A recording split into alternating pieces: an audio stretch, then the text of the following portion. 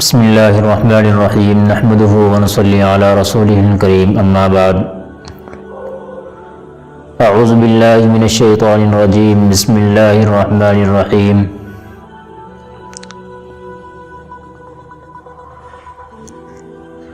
وَلَقَدْ يَسَّرْنَا الْقُرْآنَ لِلذِّكْرِ فَهَلْ مِن مُدَّكِرٍ۔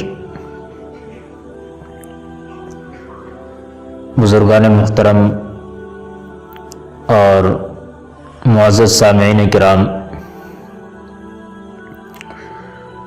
جیسا کہ آپ حضرات کو معلوم ہی ہے کہ ہم نے جو قرآن کریم کی ابتدا، اس کا ترجمہ، اس کی تشریح اور اس کے مضامین کو سمجھنے کی جو کوشش کی ہے، اس کی الحمدللہ یہ تیسری کڑی ہے جو آپ کے سامنے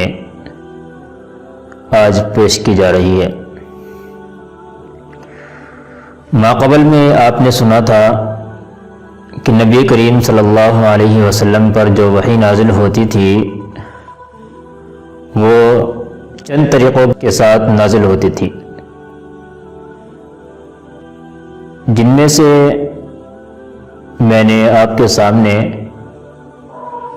وہ طریقے رکھ دیے تھے جن طریقوں پر نبی کریم صلی اللہ علیہ وسلم پر وحی نازل ہوا کرتی تھی۔ اب ہم اسی کو آگے چلتے ہوئے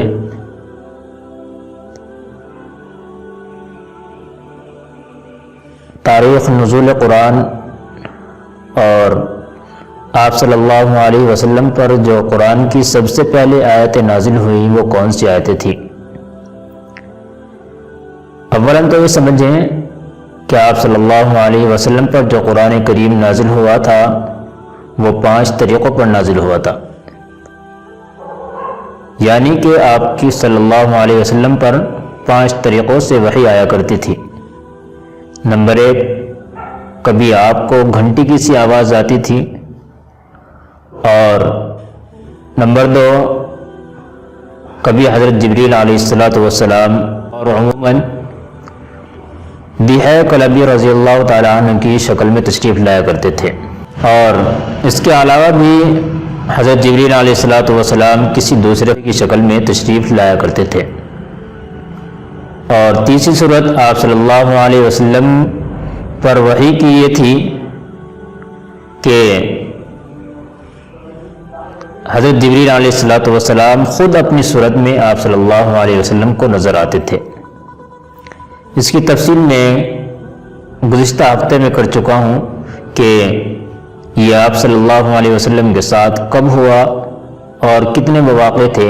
وہ آپ کے سامنے بیان کر دیے گئے ہیں۔ چوتھی صورت،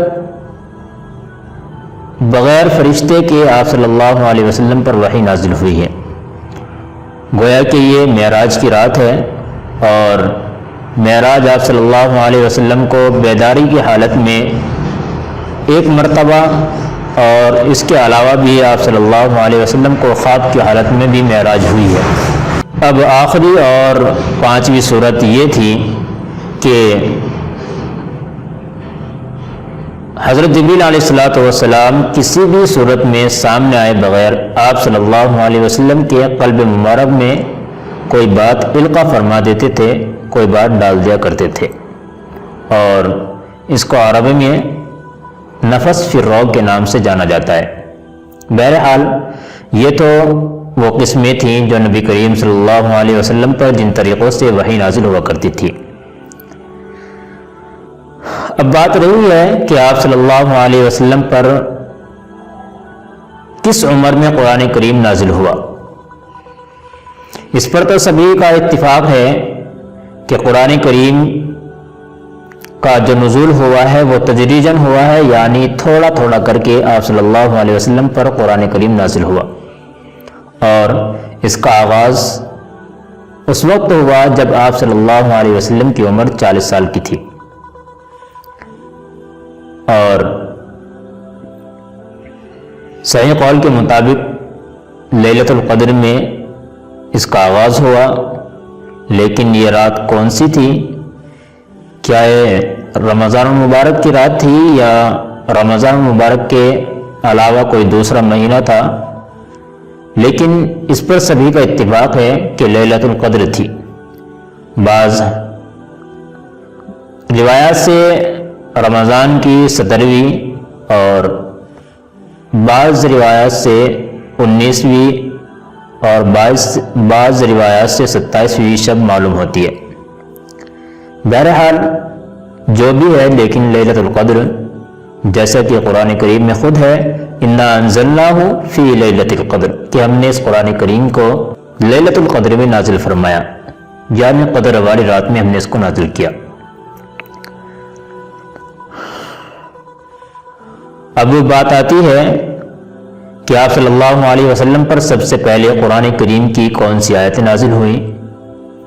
تو صحیح قول یہ ہے کہ حضرت صلی اللہ علیہ وسلم پر قرآن کریم کی سب سے پہلی جو آیتیں اتری وہ سورہ علق کی ابتدائی 5 آیات ہیں، جیسا کہ حضرت عائشہ رضی اللہ تعالی عنہ فرماتی ہیں کہ آپ صلی اللہ علیہ وسلم پر نزول وحی کی ابتدا تو سچے خوابوں سے ہوئی ہے، اس کے بعد آپ صلی اللہ علیہ وسلم کو تنہائی میں عبادت کرنے کا بڑا شوق ہوا، تو آپ علیہ الصلوۃ والسلام غار حرا میں کئی راتیں گزارتے تھے، اور وہیں پر اپنا سامان کھانے پینے کا جو بھی ہوا کرتا تھا تھوڑا بہت، وہ آپ صلی اللہ علیہ وسلم غار میں لے جا کر رکھ لیتے تھے، اور وہیں پر کئی دن تک عبادت کرتے رہا کرتے تھے۔ اچانک ایک مرتبہ آپ صلی اللہ علیہ وسلم کے پاس ایک فرشتہ آیا اور اس نے آپ صلی اللہ علیہ وسلم کو دبایا، اور جیسا کہ آپ صلی اللہ علیہ وسلم کا ارشاد ہے کہ فرشتے نے مجھے دبایا اور اس زور سے بیچا اور کہا پڑھو اقرا، لیکن آپ صلی اللہ علیہ وسلم نے فرمایا کہ میں تو پڑھا ہوا نہیں ہوں، کیونکہ یہ آپ جانتے ہیں کہ آپ صلی اللہ علیہ وسلم نے نہ تو کبھی قلم پکڑا ہے اور نہ کبھی آپ نے کوئی لفظ لکھا ہے۔ آپ صلی اللہ علیہ وسلم کی یہ خصوصیت تھی کہ آپ امی تھے۔ تو بہرحال آپ صلی اللہ علیہ وسلم نے پڑھنے سے انکار کر دیا، منع کر دیا۔ اس کے بعد پھر فرشتے نے آپ صلی اللہ علیہ وسلم کو دبایا اور پھر کہا اقرا، یعنی پڑھیے، لیکن پھر بھی آپ صلی اللہ علیہ وسلم نے یہی جواب دیا۔ اسی طریقے پر آپ صلی اللہ علیہ وسلم کے ساتھ 3 مرتبہ ہوا، اور اس کے بعد آپ صلی اللہ علیہ وسلم کے سامنے اس فرشتے نے اقرا بسم ربک الذی خلق خلق الانسان من علق اقرا وربک الاکرم الذی علم بالقلم علم الانسان ما لم یعلم، یہ آیتیں آپ کے سامنے تلاوت کی۔ اور اس کے بعد کیا ہوا کہ وحی کا نزول بند ہو گیا، اور 3 سال تک آپ صلی اللہ علیہ وسلم پر کوئی وحی نازل نہیں ہوئی، جس کو فترت وحی کہا جاتا ہے۔ پھر 3 سال کے بعد آپ صلی اللہ علیہ وسلم کے پاس وہی فرشتہ یعنی حضرت جبریل علیہ الصلوۃ والسلام تشریف لائے، اور انہوں نے آ کر کے سورہ مدثر کی ابتدا کی آیات سنائی۔ اس کے بعد وحی کا سلسلہ آپ صلی اللہ علیہ وسلم پر شروع ہو چکا تھا۔ اور آپ نے قرآن کریم میں دیکھا ہوگا کہ بعض صورتوں کے اوپر مکی لکھا ہوتا ہے اور بعض صورتوں کے اوپر مدنی لکھا ہوا ہوتا ہے۔ ان کا کیا مطلب ہے اور کیا مفہوم ہے؟ یہ میرے سامنے قرآن کریم ہے، اگر آپ اس کے اوراق کو پلٹیں گے اور دیکھیں گے تو آپ کو کہیں مکیہ اور کہیں مدنیہ لکھا ہوا عربی میں نظر آئے گا۔ اور جو صاحب ہیں جن کے سامنے قرآن کریم نہیں ہے، یا وہ نیٹ کے ذریعے سے اور کیمرے کے پیچھے سے وہ میری بات کو سن رہے ہیں، تو وہ قرآن کریم بعد میں اٹھا کر کے دیکھ لیں کہ ان کے سامنے اس کے ساتھ جو ہمارے یہاں پہ جو نسخہ ہے، اس کو مصحف عثمانی کہا جاتا ہے، تو اس میں آپ دیکھیں گے آیت لکھی ہوئی ہوں گی کہ اس صورت میں کتنی آیتیں ہیں اور یہ صورت مدنی ہے یا مکی،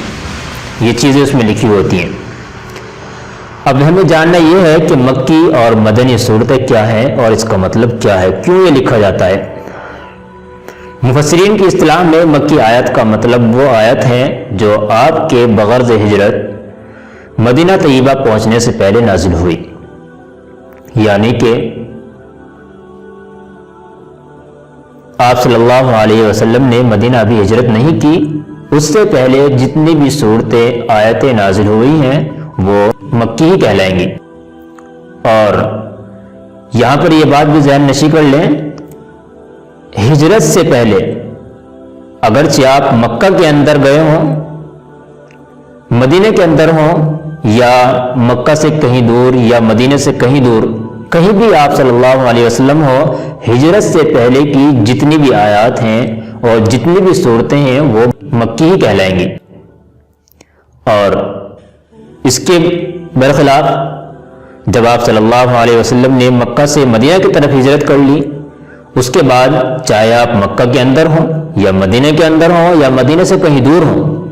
تو جتنی بھی صورتیں اور آیتیں ہیں وہ تمام کی تمام مدنی صورتیں اور مدنی آیتیں کہلائیں گی۔ اس میں بسا اوقات دھوکہ ہو جاتا ہے اور سمجھنے میں کچھ غلطی ہو جاتی ہے، وہ یہ کہ ہم لوگ سمجھ جاتے ہیں کہ آپ صلی اللہ علیہ وسلم کی آپ صلی اللہ علیہ وسلم کے اوپر جو بھی آیتیں اور جو بھی صورتیں مدینے میں نازل ہوئی وہ مدنی ہے، اور جبکہ اگر دیکھا گیا ہے تو آپ صلی اللہ علیہ وسلم نے ابھی ہجرت نہیں کی، آپ بغرض تجارت یا تو مدینہ گئے ہیں یا کسی اور کام سے آپ مدینہ گئے ہیں، اس وقت میں آیتوں کا نزول ہو گیا تو ہم ان کو مدنی سمجھ بیٹھتے ہیں، جبکہ وہ اصل میں مکی ہوا کرتی ہے۔ پھر اسی طریقے پر بعض صورتیں ایسی ہیں کہ وہ پوری کی پوری مکی اور پوری کی پوری مدنی ہیں۔ مثلا آپ دیکھ لیں کہ سورہ مدثر پوری مکی ہے اور سورہ آل عمران پوری مدنی ہے، لیکن بعض مرتبہ ایسا بھی ہوا ہے کہ پوری سورت مکی ہے لیکن اس میں ایک یا چند آیات مدنی بھی ہیں۔ اس سے یہ بھی واضح ہو جاتا ہے کہ کسی سورت کا مکی یا مدنی ہونا عموماً اس کی اکثر آیتوں کے اعتبار سے ہوتا ہے۔ اکثر ایسا ہوتا تھا کہ جس سورت کی ابتدائی آیات ہجرت سے پہلے نازل ہو گئی اسے مکی قرار دے دیا، اگرچہ بعد میں اس کی بعض آیتیں ہجرت کے بعد نازل ہوئی ہوں۔ تو یہ مختصر سی چیزیں ہیں، اور ان کو سمجھنے کے بعد الحمدللہ ہم قرآن کریم کا ترجمہ، اس کی تفسیر، اس کی تشریح بہت اچھے سے، جب بھی کہیں لکھا ہوا آئے گا مکی ہے تو ہم سمجھیں گے کہ مکی کیا مطلب ہے، اور یہ بات ہمیں ذہن میں رہے گی تو ہمیں سمجھ میں آ جائے گا۔ اللہ تعالی ہمیں سمجھ کی اور عمل کی توفیق عطا فرمائے، اور ہمیں قرآن کریم کے ترجمے کو سمجھنے کی اور جتنے اس کے اندر احکامات آنے والے ہیں ان پر بھی عمل کی توفیق عطا فرمائے۔ وآخر دعوانا الحمدللہ رب العالمین۔